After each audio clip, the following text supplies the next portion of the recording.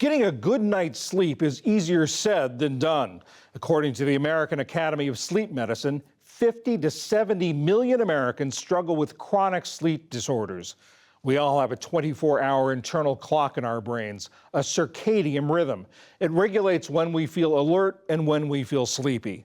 It also fosters other physical, mental, and behavioral changes. For example, what time of day you'll have the quickest reaction time, or the most muscle strength, or when the body releases melatonin to prepare for sleep. New research suggests that this near musical timing of the human body is crucial. Dr. Jennifer Martin is a professor at the UCLA Medical School and president of the American Academy of Sleep Medicine. Dr. Martin, what are we learning, or what have we learned, or what are we learning now about the relationship between sleep and overall health?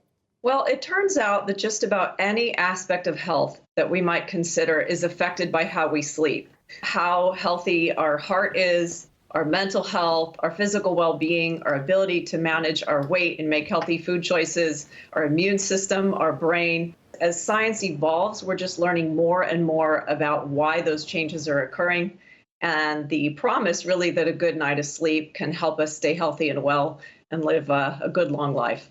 And it sounds like it's not just short term, that if you get good night's sleep, you're going to feel better the next day, and that in the short term, but also in the long term, there are health benefits? Chronically, if someone isn't getting enough sleep, we see permanent changes in things like their metabolism, their blood pressure. And again, most of these things are reversible if you take care of your sleep over time. But a lot of folks, because of their work or personal life commitments, insufficient or poor sleep becomes a chronic problem. We talked about the circadian rhythm sort of regulating sleep and alertness. How do you explain that there are people who do better in the morning than others? There are people who do better at night than others. Is that genetic? Is that environmental? Some really smart scientists started noticing that night owls tend to be in the same family and morning people tend to be in the same family. So this is very much genetically determined. Most people are somewhere in the middle, so their internal clock is a little bit flexible. But there is a small percentage of people who are at the extremes, and no matter what they do, they really can't shift the timing of their sleep earlier or later, no matter how hard they try. We talked earlier about the people who have chronic sleep disorders. What are the most common, and also has it changed over time?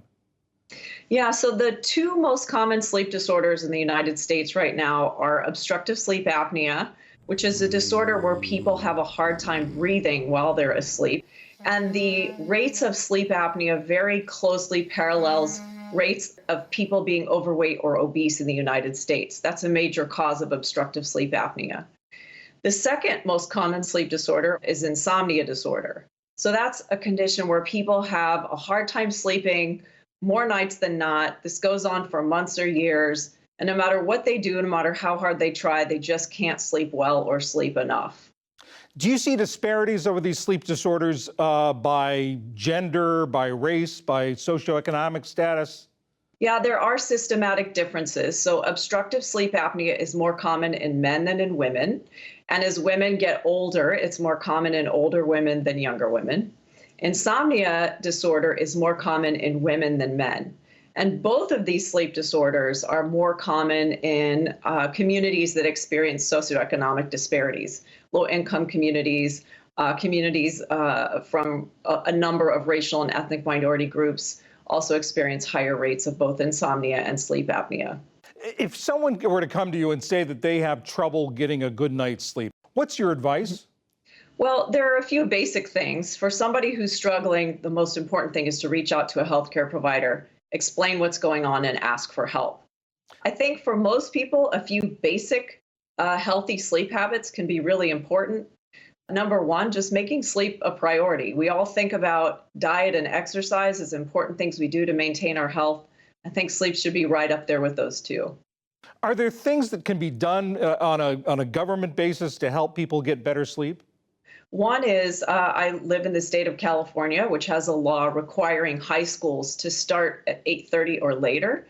Florida just passed a very similar law, and this really honors what happens to that circadian rhythm for teenagers, which is that they biologically shift to become more night owls. So I recently read something that was making the comment that asking a teenager to be at school at 7 o'clock in the morning is like asking their teacher to show up at 4:30. There's another kind of interesting debate going on right now about daylight savings time. Daylight savings time is a great name, but the truth is it doesn't change the sun going up and down on the horizon. It just changes the clock on the wall. And we know that in terms of health benefits, standard time is more aligned with our internal clocks. You mentioned students and school starting times. What about in adults, workers who have to work the overnight shift? Yeah, I see a fair number of patients who struggle because even when they come home at the end of their shift, they have a hard time sleeping during the day. Because again, we are naturally built, our circadian clock tells us to be awake when the sun is out. So when I work with folks who have to work overnight shifts, we try really hard to make sure we can protect their sleep time during the day and come up with a plan so that they don't feel like they have constant jet lag between the days that they're working and the days that they're not. Dr. Jennifer Martin from the UCLA Medical School, thank you very much. Thank you very much for your interest.